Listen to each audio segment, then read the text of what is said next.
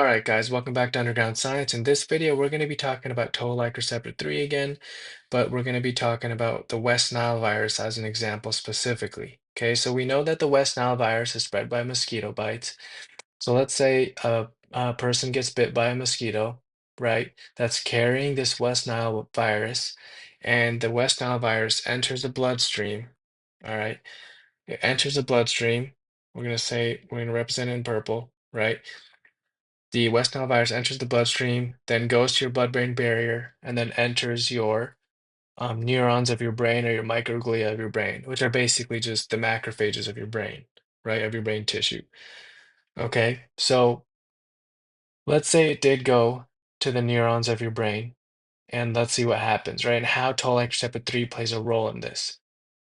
So before that, we should note that the West Nile virus, okay, the West Nile virus is actually a single-stranded RNA virus. All right.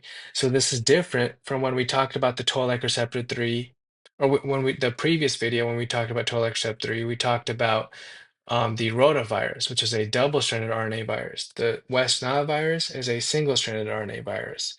Okay. So it has of course, a single-stranded RNA.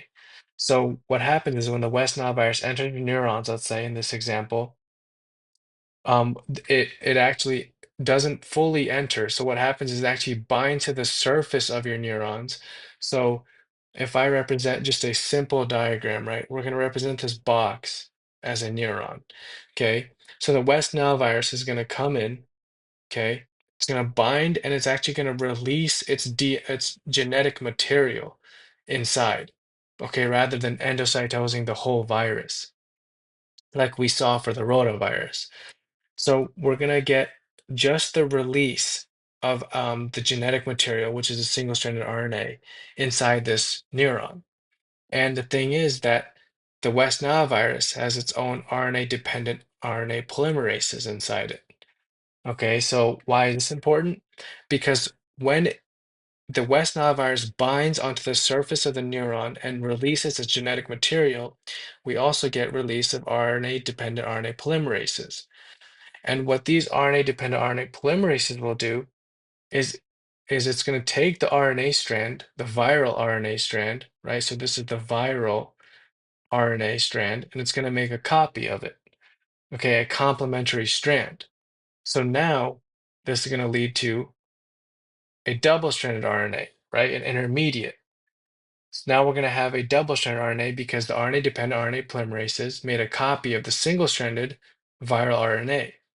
Okay, and then what happens is the normal processes of autophagy can occur. Okay, so let's say we have this double-stranded RNA molecule right here, right? What can happen is our cells, right, can undergo autophagy and form autophagosomes. Okay, so this green represents the formation of the autophagosome. See how this encircles the double-stranded RNA intermediate. What happens in autophagy is these autophagosomes can actually combine with your cell's endosomes. Okay, so it can merge with an endosome inside your cell. So let's, make this neuron a little bit bigger so we can see how that works.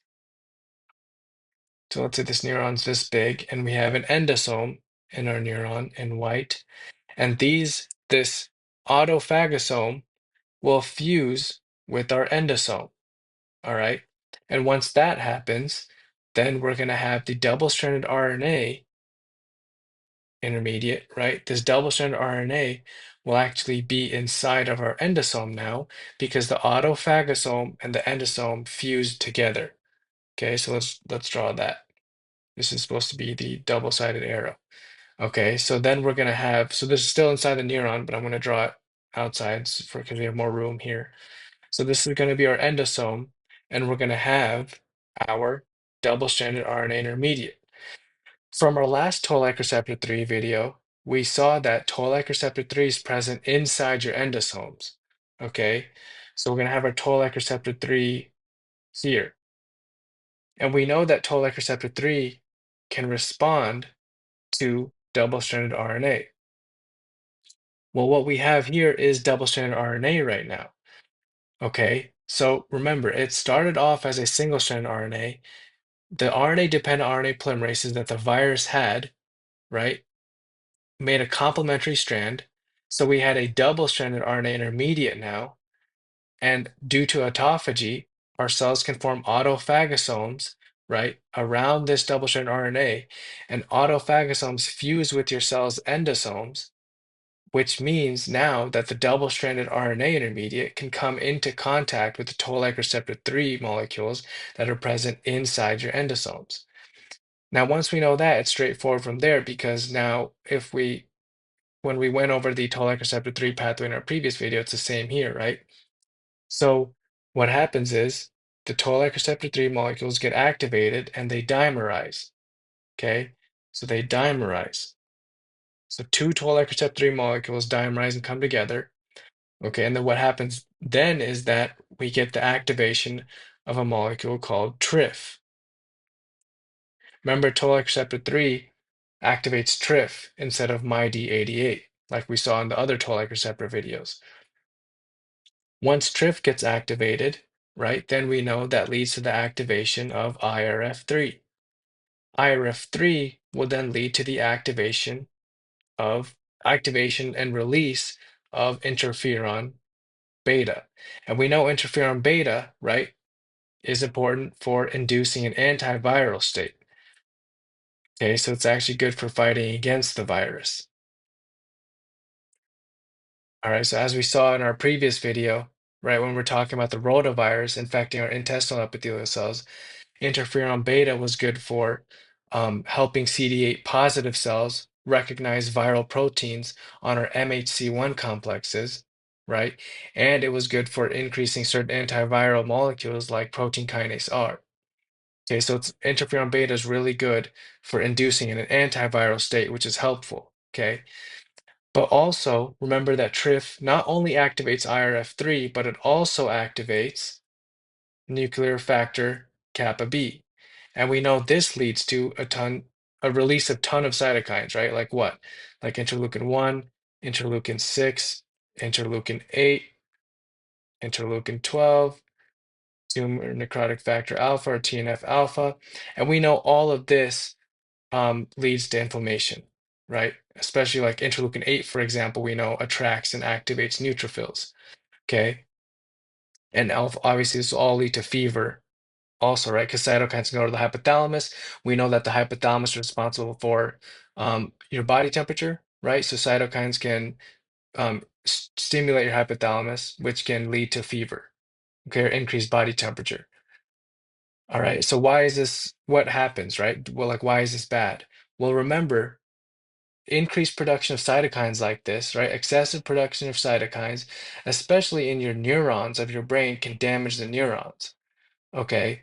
So let's say if this was all happening in the neurons of your basal ganglia of your brain, damaging those neurons would not be good, right? It could lead to irregular motor activity. And we'll go over Parkinson's and Huntington and all that later in our neurology playlist. But right now we're just trying to focus on toll-like receptor 3, right?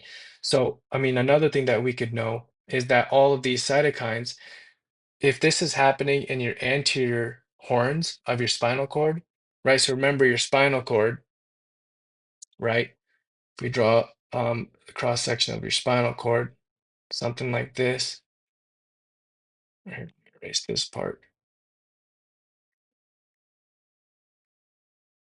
right? Like that. We know that the anterior gray horn of our spinal cords is where the lower motor neurons originate and come out of, right? To supply your skeletal muscle. Okay.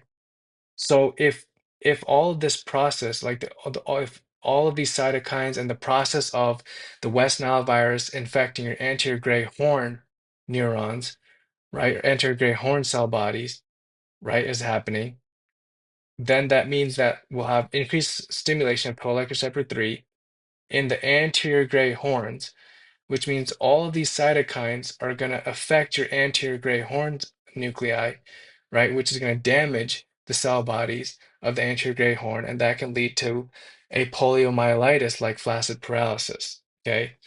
because remember, we'll go over lower motor neuron symptoms, right? But one of them is flaccid paralysis, especially if you damage your anterior great horn cell bodies in your spinal cord. And we also see something similar like this occur in polio. Okay, because the polio virus also affects your anterior great horn cell bodies of your spinal cord. Okay, so we can see how toll-like receptor 3 plays a role in this. Okay, because the West Nile virus can take advantage of this and stimulate toll-like receptor 3, which can lead to a lot of cytokine production. Right, we saw how through the activation of TRIF and nuclear factor kappa B. And this can happen in the neurons of your brain. It can happen in your anterior gray horn nuclei of your spinal cord, right? And that can lead to, of course, adverse outcomes that are not good. Okay, so I hope this video made sense. I hope the pathway of toll-like receptor 3 activation made sense, and how West Nile virus stimulates that. And I hope you guys learned a little bit, and see you guys in my future videos. And thanks for watching.